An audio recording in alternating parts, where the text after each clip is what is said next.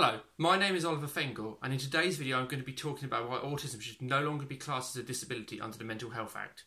According to the National Autistic Society, the definition of autism is a lifelong developmental disability which affects how autistic people see the world and how they interact with their neurotypical peers. Autistic people see, hear, feel and breathe the world differently to their neurotypical peers. If you're autistic, you cannot be cured, it is not an illness and it is not a condition. Autistic people like myself are proud to identify themselves as autistic, and we believe it's a fundamental part of our character.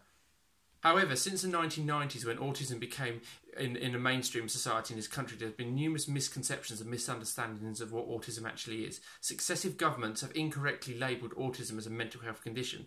This has had serious implications for thousands of people like myself on the autistic spectrum. To classify autistic people as having a mental health condition is completely erroneous. However, according to the Mental Health Act 2010, autism is classed as a mental health disorder. Yet, the National Autistic Society argued that sectioning people under the Mental Health Act should only be used as a last resort, and that there are more effective ways of supporting an autistic person in society. If an autistic person is sectioned, this can have serious implications for their life.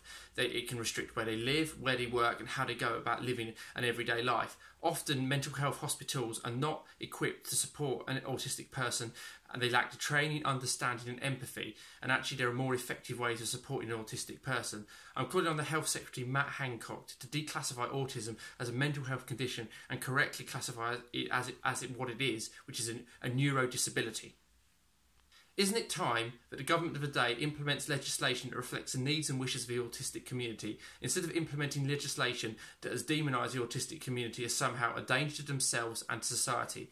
To me, this is completely perverse. I call upon people watching today's video to go to the National Autistic Society's website and sign a petition to pressure the Health Secretary into changing autism from a mental health condition to a neurodisability as what it actually is. I've been Oliver Fengel, and thank you for watching today.